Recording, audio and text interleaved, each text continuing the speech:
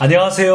오늘 라이브 목장 교재 버전 2.0이죠. 네. 예, 조금 더 업그레이드된 우리 라이브 목장 교재입니다. 그동안 저 혼자 진행했는데 약간 설교 느낌이 나서 정말 목장하는 것처럼 오늘 이렇게 저하고 장발 전사님하고 우리 성도님까지 꼭 3명이서 같이 진행하고 있는데 어때요? 기분 괜찮으시죠? 네, 기분 좋다고 하셨습니다. 우리 처음 시도하는 건데 우리 오늘 같이 실제 목장하는 것처럼 대화도 나누고 서로 질문할 때 같이 참여도 해주시고 그렇게 하시면 좋겠습니다. 우리 실제 OW 목장하는 것처럼 먼저 찬양하고 시작을 하려고 하는데요. 오늘 제가 굉장히 은혜 받았던 찬양이 있습니다. 곡 제목이 뭐죠? 주 안에 있는 나에게입니다. 네, 주 안에 있는 나에게 우리 함께 찬양 부르고 시작합니다.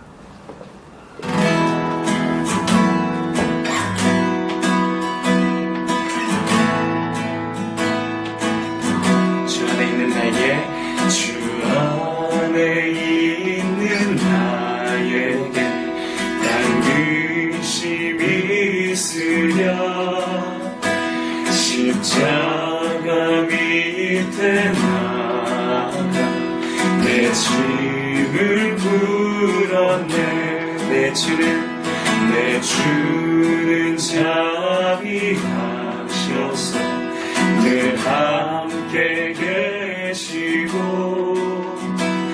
내 궁핍함을 하시고 늘 채워주시네. 주님을 찬송하면서 할렐루야 할렐루야 내 앞길 멀고 험해도 나 주님만 따라가리. 그 두려움이 변하여 내 기도 되었고 전날의 한숨 변하여 내 노래 되었네. 주님을 찬송하면서 할렐루야 할렐루야 내 앞길 멀고 험해도 나 주님만 따라가리. 주님을 찬송하면서 할렐루야 할렐루야 내 앞길 멀고 험해도 나 주님만 따라가리. 내 앞길 멀고 험해도 나 주님만 따라가리. 아멘. 이렇게 찬양까지 들으니까 정말 너무 좋은 것 같습니다. 네. 우리 함께 목장하는 그날이 빨리 왔으면 좋겠고요. 아멘. 오늘 우리 말씀 제목이 뭐였죠? 두려운 세상에서 평안을 누리라 였습니다. 맞아요. 우리 성도님도 말씀을 잘 들으셨으리라 생각합니다. 네. 그런데 목사님 혹시 네. 두려운 적이 있으셨나요? 인생에서 가장 두려웠던 때를 손꼽으라고 하면 여러 곳이 있겠지만 저 같은 경우는 개인적으로는 이 대전 꿈의 교회에 담임 목회자가 될 때가 가장 두려웠던 것 같습니다. 아직 준비가 안 됐다고 느껴지고 좀 부담스럽게 느껴지기도 하고 잘할 수 있을까라는 마음이 있어서 굉장히 힘들었어요. 저는 그때 공황장애가 와가지고 그때 몇 주 안 됐는데 너무 긴장하고 부담되니까 공황장애가 오더라고요. 결혼식 사진을 찍으려고 기다리고 있는데 아직 이제 가족 사진만 찍고 있고 어느 성도님의 결혼식이었어요. 저는 마지막에 가서 사진을 찍어야 되는데 옆에 어느 아는 지체들이 있어서 평상시처럼 이야기를 하는데 재미나게 이야기를 하다가 갑자기 공황장애가 훅 찾아오면서 식은땀이 막 나기 시작하는 거예요. 그때 그 친구가 저에게 목사님 이렇게 재미가 없어요. 웃긴 얘기 좀 해보세요. 이렇게 했는데 제가 그 얘기를 들으면서 막 식은땀이 막 나면서 이렇게 얘기했어요. 바보처럼. 그치 내가 좀 재미가 없지 하면서 갑자기 도망치고 싶어서 견딜 수가 없어서 뻔히 가족 사진 찍고 있어서 차례가 아닌 걸 알면서도 사진 찍어야겠다고서 뒷걸음쳐서 나왔던 기억이 나요. 견딜 수가 없어가지고 그게 공주 꿈의 길 결혼식이었는데 건물 옥상에 가서 한참 동안 사람들 피해 있었어요.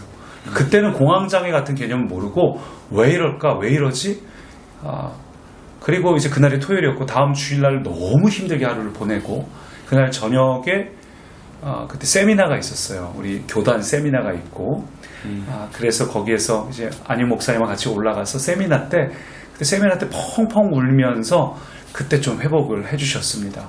지금도 그때를 생각하면 좀 식은땀이 나요. 그때 뭘 어떻게 될지 몰라갖고 내가 이걸 잘할 수 있을까? 할 줄 아는 게 하나도 없는데 굉장히 오늘 본문 속에 이 다윗과 같은 마음이 되게 심했던 것 같습니다. 바울전사님 오늘 말씀 들으면서 어땠어요? 다윗이 오늘 연약한 부족한 사람이라고 하셨었잖아요. 저도 되게 다윗과 같다는 생각이 좀 들더라고요.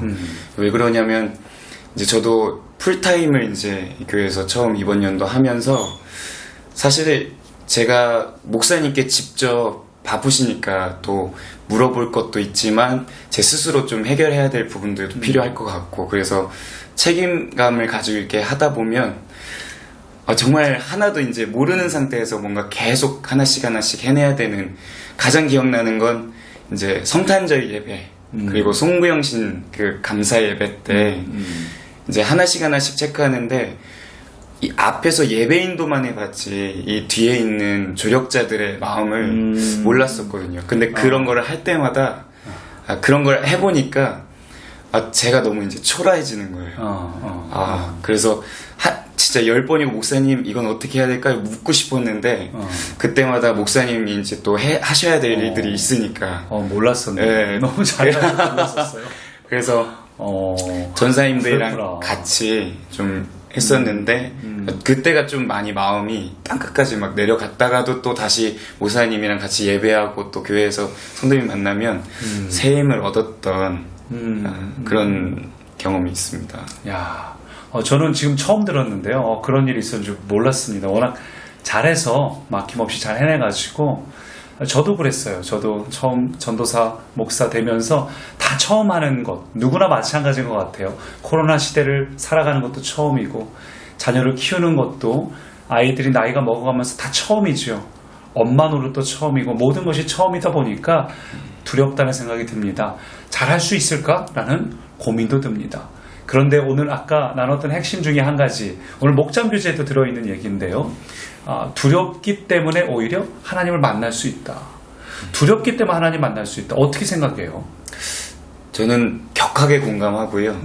그때 너무 이제 힘드니까 딱 시작할 때쯤 1월 초 요 즈음에는 제가 사람들의 시선을 의식하기 시작하더라고요. 두렵고 잘해야 되는데 잘 못하면 어떨까.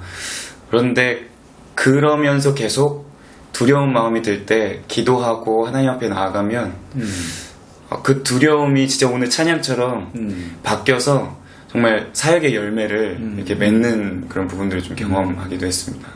맞아요. 두려움이 변하여 내 노래 되었고 전날의 한숨 변하여 내 노래가 되게 하시는 하나님. 두려움을 기도로 삼으면 정말 변화가 됩니다. 아멘. 그래서 두려움은 내가 누구인지 알고 하나님이 나와 함께 계셔서 지금까지 함께 하셨고 앞으로도 그렇게 여전히 일하신다는 것을 믿는 자에게 두려움은 오히려 하나님을 경험하는 시간이 됩니다. 저는 우리 꿈의 가족도 다 그러한 경험이 있으시기를 소망합니다.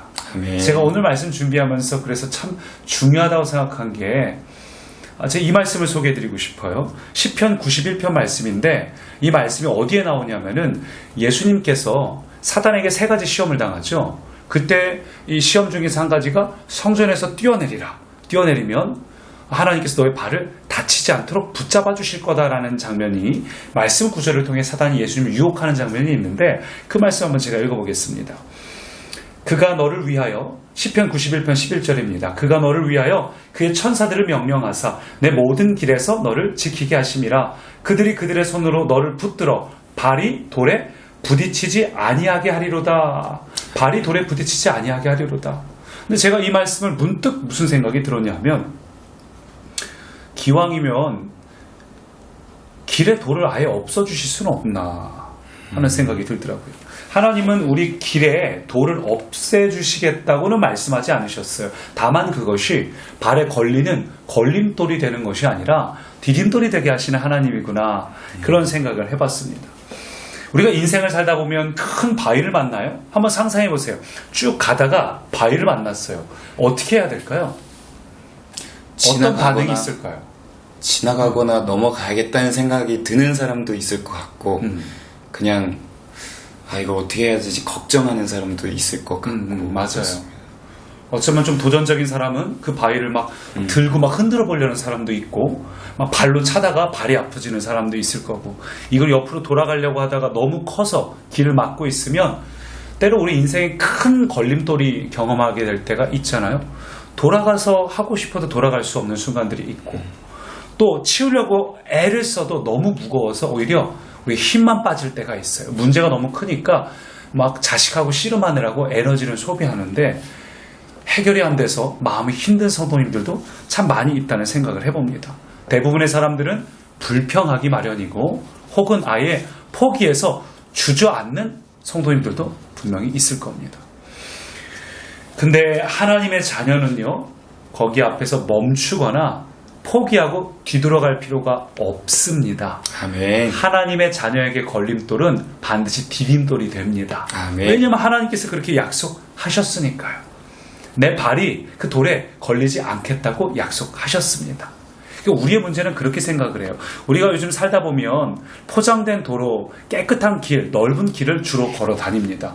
그러니까 우리 인생에도 걸림이 전혀 없어야 된다고 생각을 하고, 문제가 전혀 없어야 된다고, 조금만 울퉁불퉁한 비포장 도로를 만나면 염려하고 근심되는 일이 우리에게 더 익숙해진 것 같습니다. 물론 인생이라는 게 또 살다 보면 깨끗한 길을 걸어갈 때도 있고, 또 새들이 지저귀는 길을 걸어갈 때도 있습니다. 그러나 반대로 길이 막히는 순간들도 있습니다. 여러분, 혹시 앞에 장애물이 있다, 내 마음을 두려워하는 일이 있다, 아주 커다란 걸림돌이 있다고 여겨지신다면 어떻게 하시겠어요? 불평하실까? 아니면 그냥 거기서 멈춰서 뒤돌아서서 다시 원래 자리로 돌아가야 되나? 근데 우리가 기억할 것은 그 돌을 딛고 하늘로 올라가는 것입니다. 아멘. 하나님은 우리에게 분명히 약속하셨습니다. 그들이 그들의 손으로 너를 붙들어 발이 돌에 부딪히지 아니하게 하리로다. 하나님은 우리의 발이 돌에 걸리는 인생이 아니라 딛고 올라가는 인생 되게 하십니다. 아멘. 두려운 상황에 있다 해도 다윗처럼 살아간다면 우리는 오히려 하나님을 만날 수 있으리라 생각을 합니다. 아멘. 예, 그렇게 생각하시죠? 네, 우리 바울 전사님도 혹시 해주시고 싶은 말이 있나요? 다윗이 그렇게 연약하고 부족함에도 불구하고 직접적인 이 하나님의 어떤 나타나심이 없다고 또 하셨는데, 그럼에도 불구하고 하나님과 동행하는 인생이 될 때 정말 하나님이 들어서 사용하시는, 하나님을 기쁘시게 하는 사람이 된 것처럼 저에게도, 그리고 우리 성도님들에게도 하나님이 막 느껴지지 않는 그런 어려운 순간 있을지라도 계속해서 하나님과 동행하는 저와 우리 성도님들 되었으면 너무나 좋겠습니다. 예, 보이지 않는 순간에도 네. 하나님과 동행하는 것, 정말 그게 중요하다 생각을 해요. 제가 1부 때만 언급한 것 같은데, 에녹이 하나님께서 그를 기뻐하셔서 하늘로 데려가셨어요. 근데 에녹이 뭘 해서 하나님이 기뻐하셨을까? 성경의 설명이 다른 건 없고 그냥 하나님과 동행하였다고 말합니다. 왜 다른 거 언급하지 않았을까요? 동행이 가장 중요하기 때문이에요. 동행하는 자는 자연스럽게 모든 걸 누리고 얻을 수 있습니다. 동행이란 건 무엇일까요? 지금까지 하나님이 하셨다는 걸 인정하는 것이고, 앞으로도 하나님이 하실 것을 인정하는 것입니다. 인정하는 자는 더 이상 두려움이 아닙니다.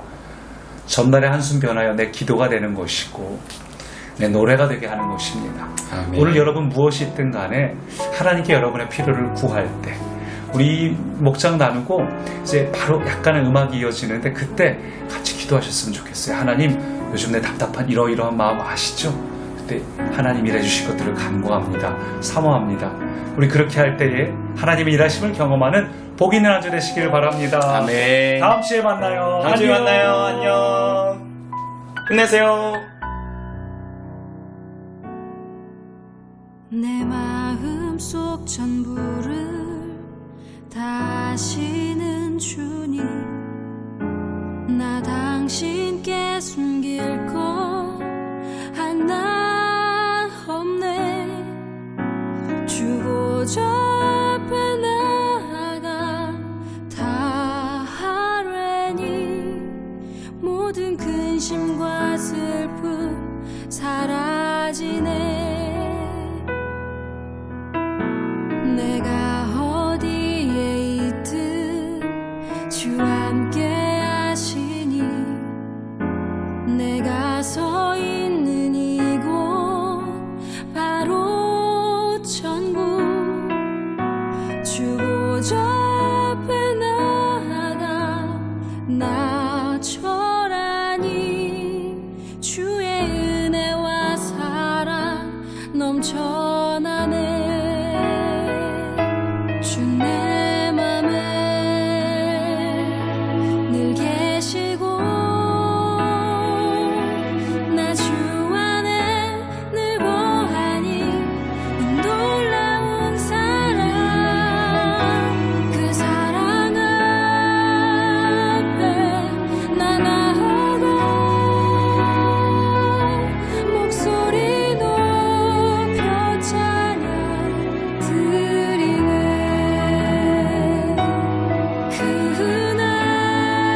그날 보좌 앞에 나 나아가 경배 드리네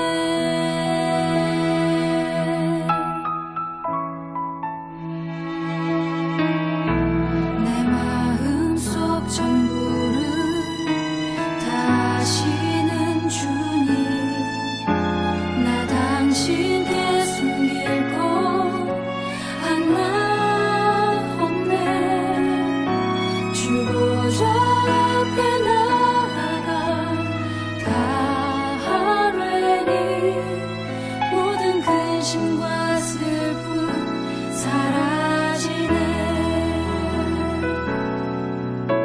내가 어디에 있든 주와 함께 하시니 내가